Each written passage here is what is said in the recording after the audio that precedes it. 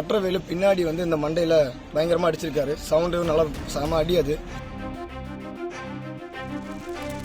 வருத்தமா இருக்கு. கூட தினைக்கு எல்லாமே சொந்தக்காரங்களே இப்படி பண்றது ரொம்ப வருத்தமா இருக்கு.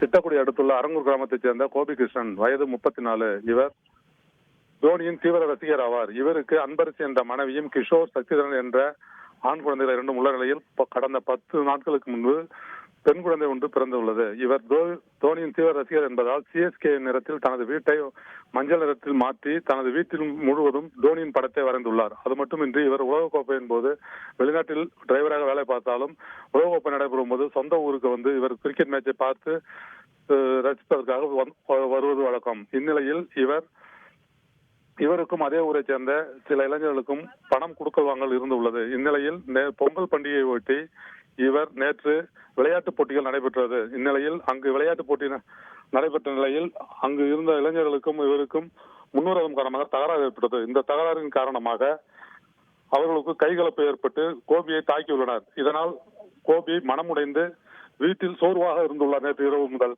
இன்று அதிகாலை 4 மணி அளவில் வீட்டில் இருந்த மின்விசிறியில் தனது மனைவியின் சேலையில் தூக்கிட்டு தற்கொலை செய்து கொண்டார். தகவல் அறிந்த ராமநாதபுரம் போலீசார் கோபியின் உடலை கைப்பற்றி முண்டியம்பாக்கம் அரசு மருத்துவமனைக்கு அனுப்பி வைத்து இச்சம்பவம் குறித்து வழக்கு பதிவு செய்து விசாரணை நடத்தி வருகின்றனர். இந்நிலையில் கோபி மீது தாக்குதல் நடத்தியவர் மீது நடவடிக்கை எடுக்க வேண்டும் என அவரது குடும்பத்தினர் போலீசாரிடம் கோரிக்கை வைத்துள்ளனர். இதனால் இப்பகுதியில் பரபரப்பு நிலவி வருகிறது.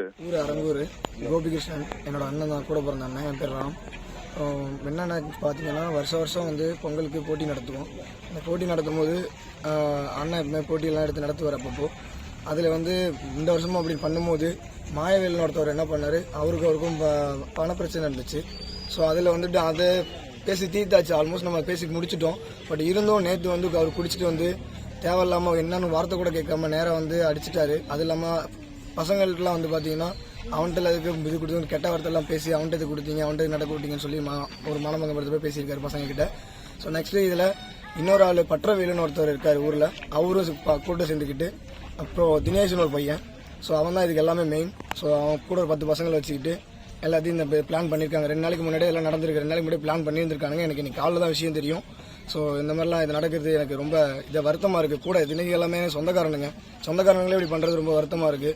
மாயவேல் ஃபஸ்ட்டு அடிச்சிருக்காரு. நெக்ஸ்ட் பற்றவேலு பின்னாடி வந்து இந்த மண்டையில் பயங்கரமாக அடிச்சிருக்காரு. சவுண்டு நல்லா செம அடி. அது நெக்ஸ்ட் இதுக்கு எல்லாமே பிளான் பண்ணி கொடுத்தது தினேஷ்.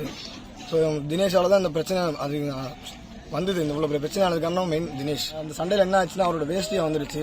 ஸோ அண்ணனுக்கு ஊரில் ஒரு மரியாதை இருக்குது. அவருக்கு அந்த தாங்கிக்க முடியல. வீட்டில் வந்துட்டு என் ஃப்ரெண்ட்ஸ் கிட்ட சொல்லியிருந்திருக்காரு. என் ஃப்ரெண்ட்ஸ் தான் ஒரு பையன் தான் கூட இருந்தால் லாஸ்ட் வரைக்கும்.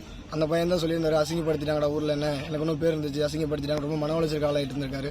ஸோ வந்து அப்புறமா 4:30 மணிக்கு வீட்டிலேருந்து எனக்கு ஃபோன் வந்து அண்ணன் வீட்டிலேருந்து இந்த மாதிரி அண்ணன் வந்து தூக்க மாட்டிட்டார், சீக்கிரம் வாங்கன்னு சொல்லி நான் வீட்டுக்கு வந்து பார்க்கும்போது ஹாஸ்பிட்டலுக்கு அவங்க கூப்பிட்டு போயிட்டாங்க.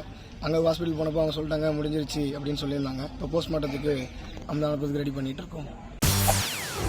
செய்திகளை உடனுக்குடன் தெரிந்து கொள்ள உடனே சப்ஸ்கிரைப் பண்ணுங்க.